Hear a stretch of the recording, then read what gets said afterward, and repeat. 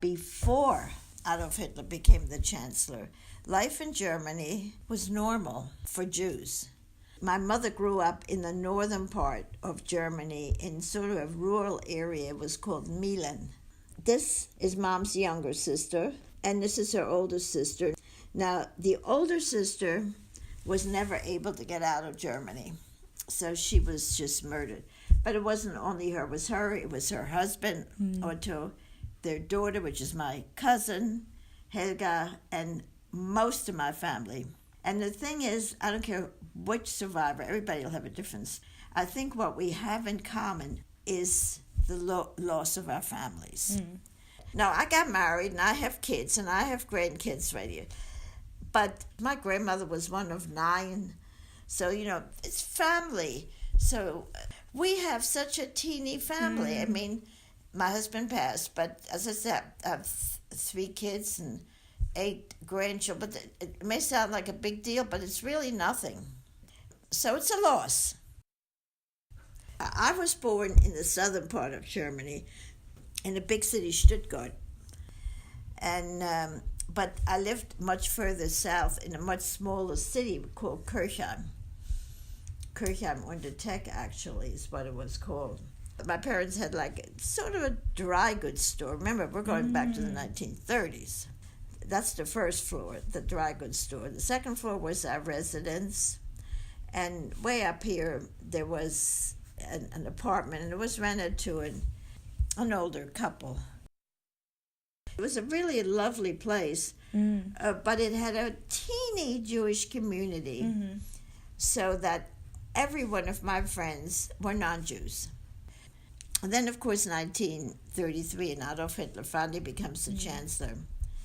Now, one thing Adolf Hitler always made clear from the get-go, that the Jews were the enemies.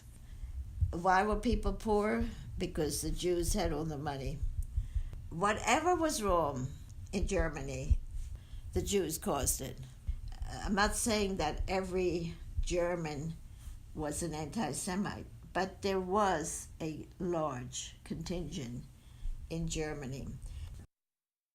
According to my mother, the parades, this is in honor of Hitler, these are Hitler parades, were almost daily.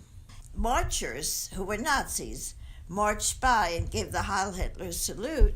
There was, according to my mother, big cheers from the people were really unfortunately pro-Nazi.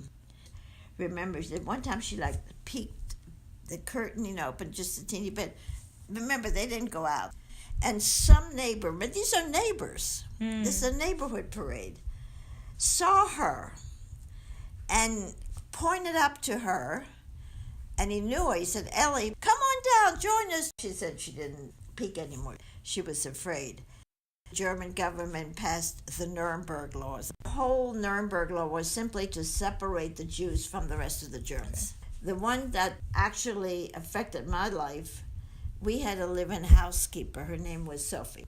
She was my best friend. And one of the laws was that no non-Jew was allowed to work in a Jewish home. She's been with us certainly since I was born, but she had to leave because the German government said you can't work in a Jewish home. Another law was no non-Jews can shop in a Jewish store. That was the end of Dad's business. This was my kindergarten class. This was the first day of first grade, and that's the final Nuremberg law I want to talk about. This was filled with candies. It was a custom in Germany. When you start school, you give the kid a thing with candies. It's supposed to be sweet years for school, just a custom. But one of the Nuremberg laws, which really affected me, no Jewish child was allowed to go to public school. And at that point, I was in first grade. One day, the teacher, after class, tells me I can't come back to school because I'm a Jew, which was really shocking to me. I couldn't see the difference between me and the rest of the students. So I remember when I walked out into the schoolyard, I had been walking to school daily with friends, but they had left. They left me behind. And the only ones in the schoolyard were just a handful of youngsters, boys, and they just followed me home, taunting me, But I also had a very best friend, Marianne, and we'd been playing together, well, almost since we could walk. She lived right across the street. She was like my best friend, and she stayed in the schoolyard. She walked home with me, but I never saw her after that. And I finally asked Mom, what happened to Marianne?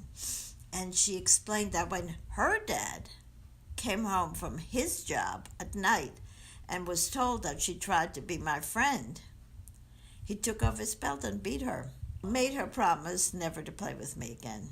So after that, of course, I had no friends at all. Nobody played. And it wasn't that the kids were nasty. The little girls that I used to play with were across the street like always, and they would play, and I would play. I had my doll and doll car. I had everything they had, but they wouldn't look at me. It was like I wasn't there. And of course, I didn't go to school, so needless to say, it was like boring, having nothing to do. So, of course, the next big thing is what happened to the Jews on this. I'm sure you've heard of Kristallnacht, the night of the broken glass.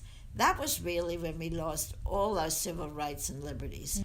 And I can assure you there wasn't a German, no matter what you hear, that didn't know what was happening to the Jews. It was impossible, unless you were way up in the mountains in a cave and didn't know what was going on. Because it became Jewish guys were taken from their beds, dumped into lorries and taken to concentration camps. The neighbors, they saw everything that was happening, everything. These stores, Jewish stores, the synagogues, about 400 synagogues burned to the ground in one night. How can you miss that? Jewish stores broken into. They had kids that took bricks, stones and bricks, into the windows of the store. And then they would walk inside and help themselves to the merchandise.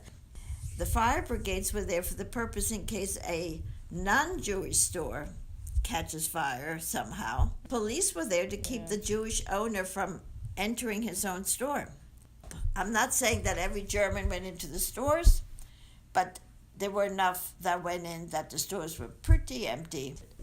So after that, every Jew, I think, in Germany wanted to leave. Who would want to stay in the country after that? But our big problem was where to go. What country would help us? That was the problem of German Jews.